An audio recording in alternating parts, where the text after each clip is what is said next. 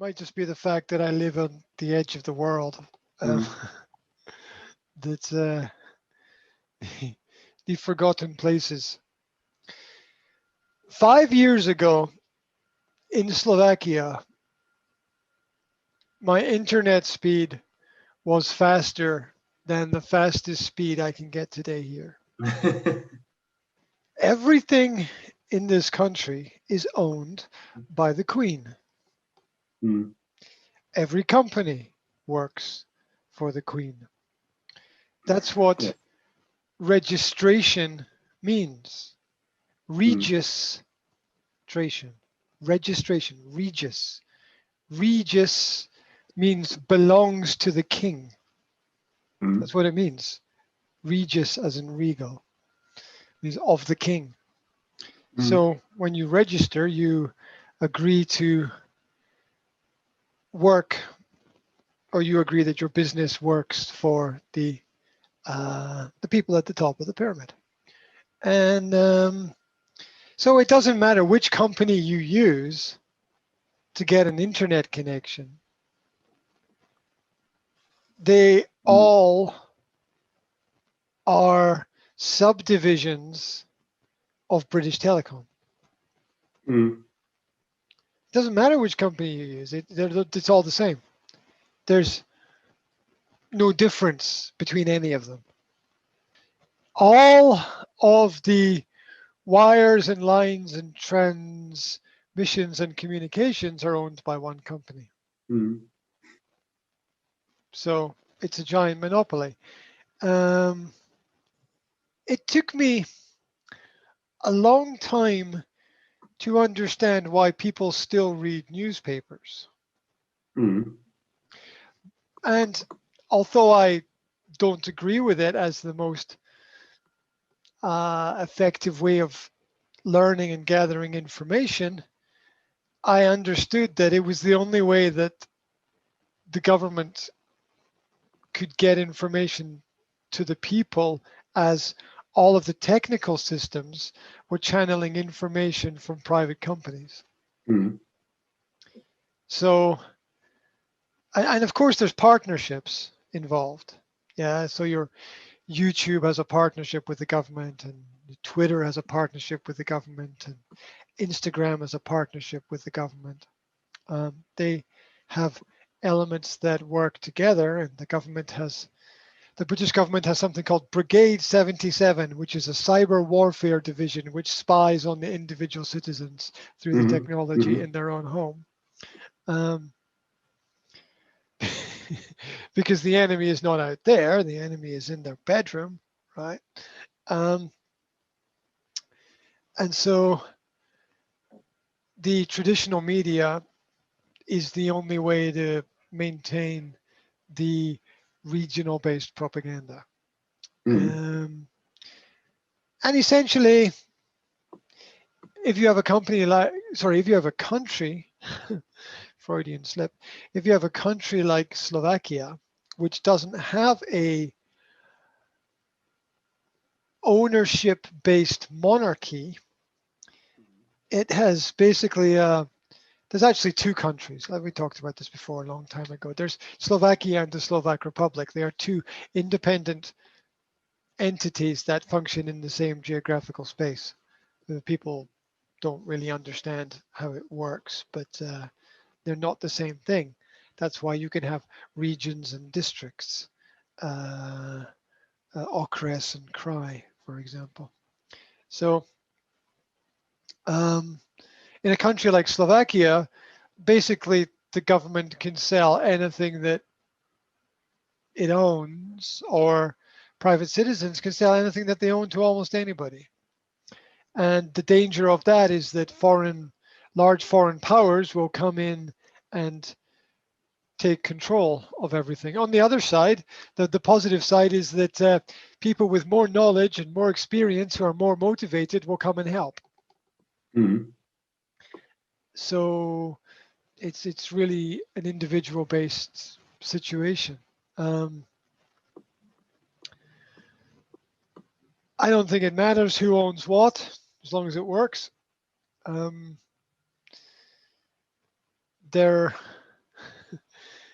I still find it amusing, the idea that somebody is going to collect all your data, but then the information is, you know, I have a good general level of awareness of things, especially with technology. Mm. If I send an email to somebody about whatever topic, I don't know, cat food, right? Mm-hmm. That's a classic example. If I send an email to you about food for my cat, then when I open my phone and I look at the social media platforms, I get advertisements about things for cats, right? That's not even on the same platform. That's not just me putting information on Google and getting information back on Google. That's me putting information on Google and getting information back on a completely different platform. Mm-hmm. That's insane. That means that everything is communicating with everything. Even if I talk, I have hundreds of examples of this, hundreds, where I talk with somebody about a topic, and then I look at my phone and I find an advertisement for that topic on my phone, even though I have not sent any data through any digital system. The technology is extremely powerful, which is why I've always said that those people who integrate themselves with technology will have God powers. You will be like a god. How could you possibly know that? Well, you use the technology to help you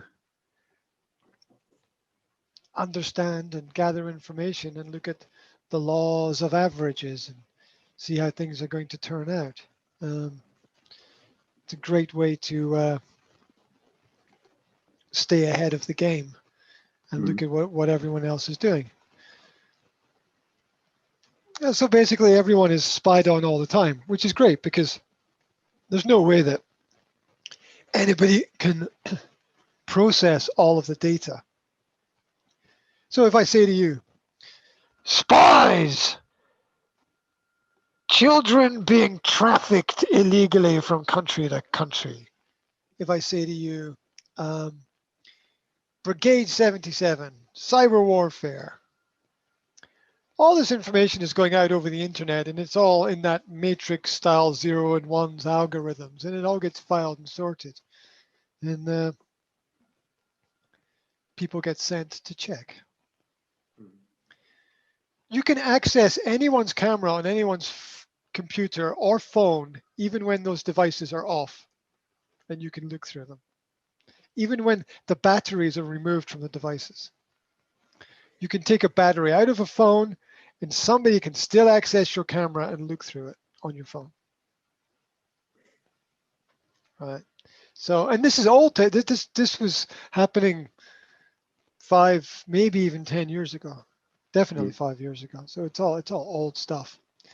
And anyway, the government here has a very, very, very tight control on everything. You can't sneeze without government permission.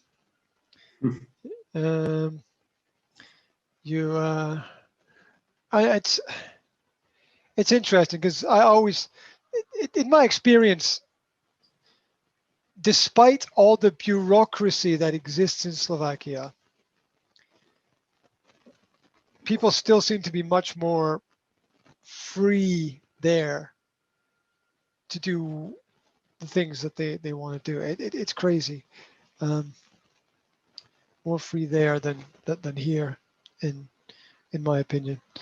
But it's all about the marketing, which you can only buy what you discover. You can only discover what you know, and you can only know what you have experienced or heard about.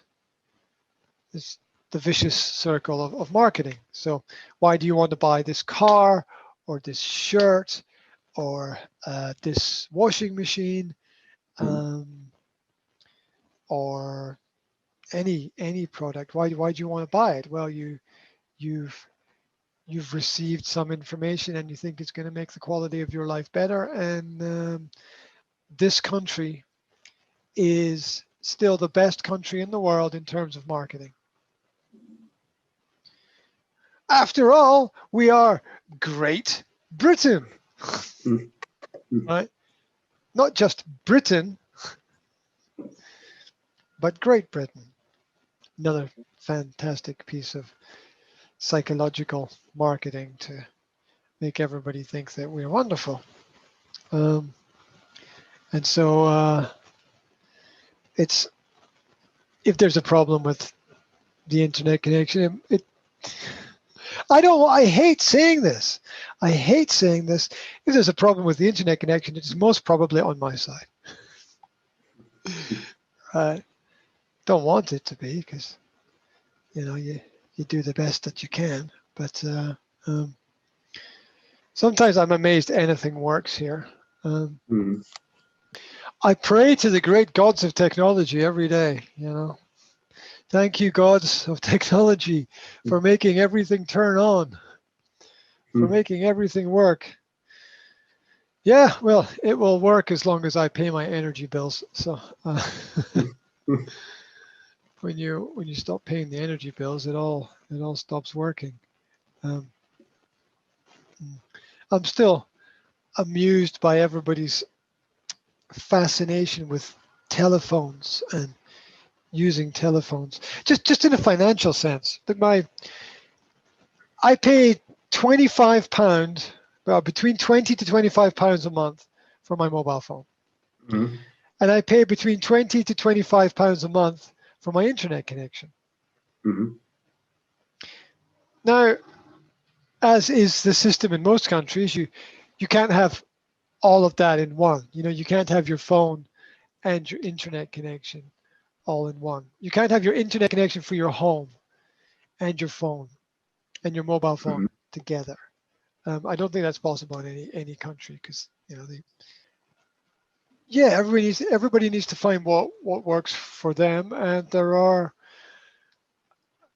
some advantages. You can get some leverage by staying with one company for longer. I mean, it's a strong argument. It's like, I have been your customer for 5 years or 10 years. Come on, It's a really strong argument, because loyalty matters in everything, and it's a great point in business. And as a person who has been there, I bet you have been a customer for Orange longer than most people in Orange have worked for Orange, right? Yep. Because every year or 2 years, they have this cycle of employees that they go through, and guarantee you that everybody is different from who they were 2 years ago, and that gives you almost more credibility than Orange, because you are the consistency in the system there. It's also interesting with technical companies that a lot of them don't last very long. They have a 4-year, 5-year cycle, and then, especially in terms of internet providers, say in this part of the world, or mobile phone providers, they are forced to reinvent themselves every 5 or 6 years, which gives people the impression that it's something new and things are moving forward. But basically, it's just rebranding. The British companies are very good on that element of their marketing. They understand that people like things to be new and fresh. And so they will very often rebrand themselves as something different to keep a fresh face, and to always keep customers interested. Because there is something like longevity and brand loyalty over periods of time, but everything dies in the end. If I look at the classic British high street, if it exists anymore, and the types of shops that exist there, there's nothing there that was there 60, 70 years ago. There's nothing. Mm. Everything is different. Everything has changed. And this is, I think, simply because the bigger, older companies get lazy, they slow down, and they get passed by people who are younger and prepared to take more risks, basically, in the business market. And so, there's definitely this semi-illusion of progress where all the service providers will be new, but they're not really new. They're the same people behind them. They're just rebranded, and they change their logo and their name and their color. Blue becomes red, or red becomes green, or whatever is green becomes yellow, or whatever is fashionable at that time. Yep.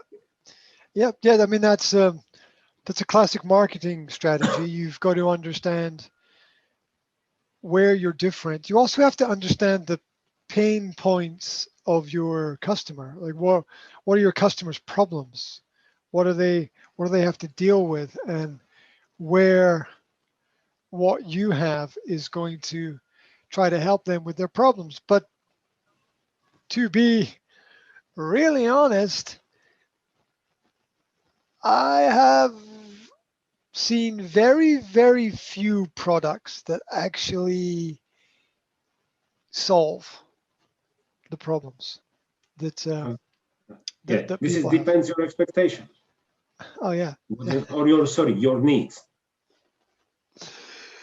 Yeah, which are connected to your expectations. I mean, there's a lot that is very similar about your needs and your expectations. Like, why do you need this? Because I think that with this will happen. So that's an expectation. The expectation is the expectation is the result, and the need is what you don't have. And so you need the need in order to get to the expectation. But where does the need and the expectation come from? What is it that drives that? There's an even deeper level of understanding there of which problem am I solving? Why am I solving it? Who am I solving it for? And what problem am I replacing?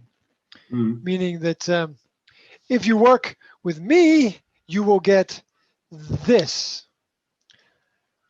But this does not come free, comes at a cost. Mm. Everything comes at a cost. What is your price? What is your investment in terms of finances and time? The number of people who make irrational investments, right? Like, it's like, okay, I can go to town A and get this service at this price, but I can go to Mm. town B and get the service cheaper. So I'm going to go to town B, but town B is further away than town A. Mm. And the amount of time involved in that and the extra cost of transportation in that means that a lot of the time it doesn't really matter. That which is further away often seems better. We say the grass is always greener on the other side. Mm. And that we forget that the things that we have that are closer to home are at least in our hand. You know, there's an old saying in English that a bird in your hand is better than two birds in the tree. Mm. No, Yeah, and so people's decisions about cost and prices and investments. So take something like a car, for example. A car seems like an absolutely necessary investment, and I don't disagree with that. I don't disagree with that at all. I mean, that's a perfectly logical argument. Yet, as you get further down the road with your car and your car gets older and and maybe fuel prices go up, and there's maintenance costs and road tax, and you have to buy new tires, and some parts falls off it, and just the general wear and tear of everyday life, and you hit something or something hits you or whatever, or it becomes a question of how much are you prepared to invest in terms of the overall mental effort of thinking about the problem, the price of the increasing price cost of the problem, the pain that it's causing you, and the time that it's taking away from other activities. And most people are unfortunately really bad at the management of those elements within their life. Most people are not independent. They go with the flow of whatever is happening around about them, as you have to sometimes. Nothing wrong with that. When I arrived in Slovakia the first time, I had to adopt new habits, and the new habits I adopted were the same habits that everybody else had, because you have to fit into the culture in some way. You can't go and live with the Indians and pretend that you're still in the city, right? You've got to live to get respect. At least you've got to live their way and their culture with their style. And there's a lot of people who just are not prepared to experiment, to push forward, to change, and they will just go with the flow of every single thing that happens and don't really think too much about it, because thinking is a painful activity for a lot of people. And it's painful because they don't exactly know which solution is the right solution. They don't know which answer is the right answer. But that's okay, because it doesn't really matter, because as long as you do something, you'll get somewhere. It might not be where you want to go, but as long as you do something, you will get somewhere. So the balance of all those things matters, and it still amazes me that I think the quality of people's decision making still could very much improve, because so few people understand consequences of what they do, or they're not prepared to accept responsibilities. And that comes into personal everyday life and in companies as well, where people just, the only people that you can respect are people that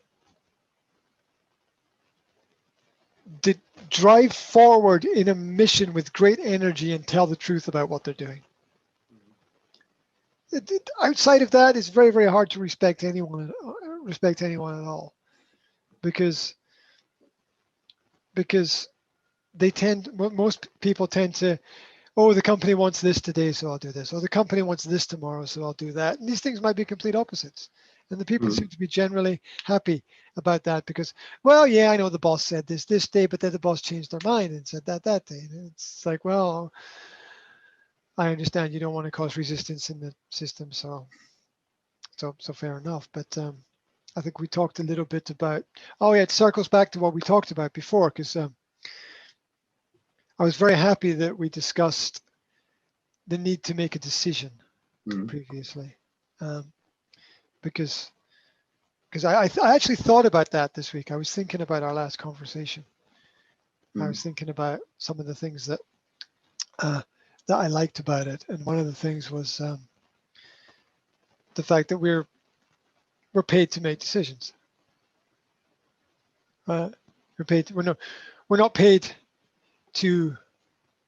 not really paid to follow instructions, because that's kind of robotic. That's very inhuman. Yeah, machines will do that at the end of the day.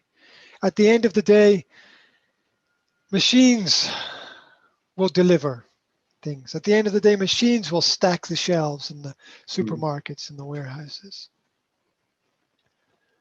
At the end of the day, machines might make suggestions to us about things that we might need that make things better. Machines will navigate the fastest way from A to Z based on A to Z. Yep. Based on everything that is as with the navigation applications in phones. Right? What is the fastest way to get right? And in the past, you'd have to sit down with a giant piece of paper called a map that children today don't even know what that is. Okay, because they've never seen one. Right? Get this big piece of paper, and the child says, "Daddy, what's that?" "It's a map." "What's a map, Dad?" Well, in the past, before mobile phones and Google applications, we used to have these big pieces of paper that we could never fold properly. Stuff it in your pocket. And we would plan our journeys with this. Or in our car, we had the big road atlas of Europe, or the AA, this is the classic British one, the AA road map system. And if you wanted to go to Manchester, you would start on page 24 and then navigate and then get over to page 32 and then over to page 51. And you would navigate your way, but of course it didn't tell you everything up to date, and it didn't tell you about all the other traffic on the road. And if you were traveling on a school holiday or a bank holiday or the first day of summer, then you couldn't get anywhere at all because everybody tried to go everywhere at the same time on the same day. And so now we have robots to make some of these decisions for us, which is not a bad thing. Yeah, but I would say that still it's should be balanced between everything. Yeah, robots don't solve problems; they just follow orders. That's the problem there. Yeah, I had a long discussion with the director of a Slovak bank about this about 2 years ago, where he said, this new artificial intelligence phone system is going to revolutionize the way we work. And my response was, no, it's just gonna, you're just gonna say bye-bye to all your customers because they don't want to communicate with robots. We love human interaction, and the problem is not with the robots. The problem is that sometimes we don't know what we want, and we don't know how to explain it exactly. And that doesn't help the robot at the other end, because I can't remember the term, and I'm not sure of the date, and I think the number was, so I don't have all the exact pieces of data that the system needs. And it just, systems are good for systems. Systems interact good with systems. When people should interact well with people, but when we try to put those two things together, well, they're different. Yeah, the machine might ask you, how do you feel today, but it doesn't really care.